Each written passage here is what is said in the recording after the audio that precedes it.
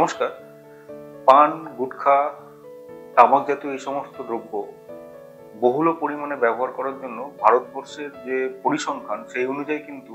মুখের ভেতরের যে ক্যান্সার বা ওরাল ক্যাভিটি ক্যান্সার, যেটা হেড অ্যান্ড নেক ক্যান্সারের একটা পার্ট, তার পরিমাণ কিন্তু অনেক বেশি। এবং বিভিন্ন ক্যান্সার হসপিটাল, ওপিডি বা অপারেশনের জন্য আমাদের কাছে কিন্তু এরকম প্রচুর পেশেন্ট আসেন যাদের মুখের ভেতরে, এদের বাক্যাল মিউকোসা, ভেতরের যে চামড়া বা জিভ বা ম্যান্ডিবল বা নিচে যে যে চোয়াল, সেই রকম জায়গায় কিন্তু ক্যান্সার, এবং সেইগুলো নিয়ে তারা কিন্তু আমাদের কাছে প্রেজেন্ট করে। এর আগের ভিডিওতে আমি স্মোকিং এবং তার রিলেটেড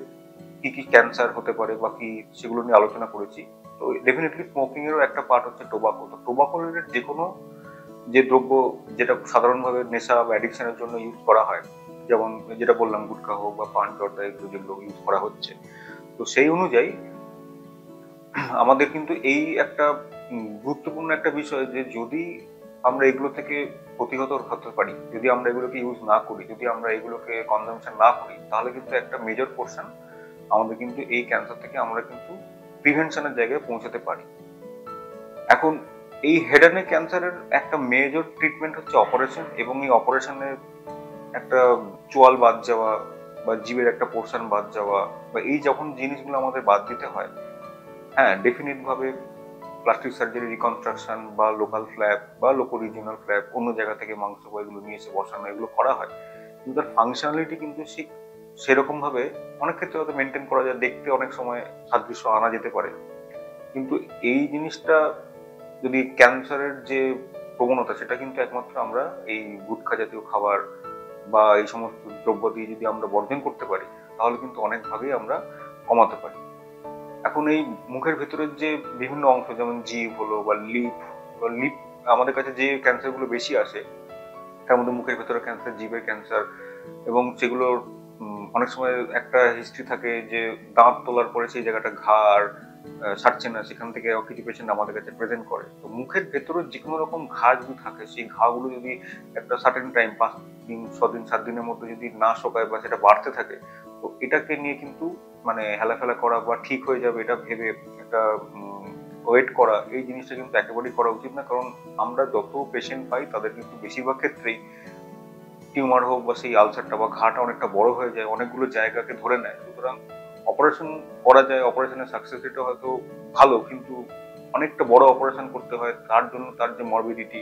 বা তার যে প্রবলেম, তার জন্য তাদের একটা খাওয়া দাওয়ার যে সমস্যা, এবং ম্যাক্সিমাম ক্ষেত্রে যখনই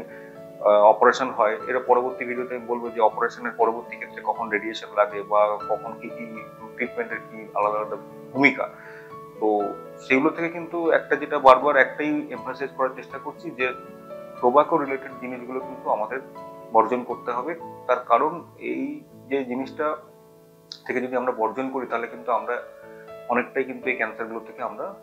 বেরিয়ে আসতে পারবো। এবং অনেক পেশেন্ট আমাদের কাছে যারা আসেন, তাদের হয়তো টোবাকো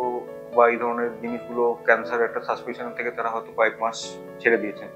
কিন্তু যেই একটুখানি ভালো হচ্ছে বা কোনো একটা ট্রিটমেন্ট হলো বা রেডিয়েশন হচ্ছে, অনেক কিন্তু এরকমও পেশেন্ট আছে যারা কিন্তু আবার সেগুলোকে অ্যাডিকশনের জন্য হোক, যে কোনো কারণে আবার সেগুলো কনজামশন শুরু করে দেন। সেটা কিন্তু খুবই খারাপ, কারণ ওই ক্ষেত্রে আবার ফিল্ড ক্যান্সারেশন বা ওই জায়গায় বা আশেপাশের জায়গায় আবার ক্যান্সার হওয়ার ক্ষমতাটা খুব বেশি থাকে। এবং আশেপাশে যে জায়গাগুলো অলরেডি চেঞ্জ হয়ে গেছে, যেগুলো হয়তো মাইক্রোস্কোপিক চেঞ্জ হয়েছে বা আমাদের খালি চোখে সেগুলো দেখা যাচ্ছে না, তো অপারেশন বা রেডিয়েশনের পরবর্তী সময় যখনই সেই জিনিসগুলো আবার তামাকজাত দ্রব্য সেবন করা হচ্ছে, তার ক্ষেত্রে কিন্তু ওটা আবার ফেরত আসা বা সেটা কিন্তু আরো বড়সড় আকার ধারণ করতে পারে। এবং তখন সেই ট্রিটমেন্টটা, যে এত বড় একটা ট্রিটমেন্ট, এতদিন ধরে একটা ট্রিটমেন্ট চললো, তাহলে সেই ট্রিটমেন্টটা কিন্তু ওই কারণের জন্য অনেক ক্ষেত্রে ব্যর্থ হয়ে যায়। সুতরাং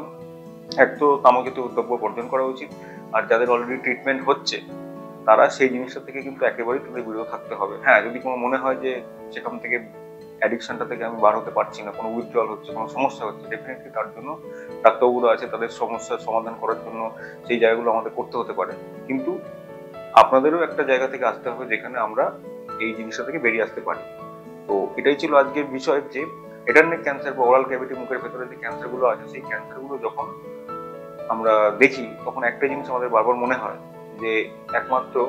আমরা এই জিনিসগুলো থেকে প্রতিহত করতে পারি তখনই যখন আমরা এই তামাক জাতীয়, গুটখা হোক, সিগারেট হোক বা পান, জর্দা এগুলো হোক, সুপারি হোক, এগুলো যদি আমরা বন্ধ করতে পারি। নমস্কার।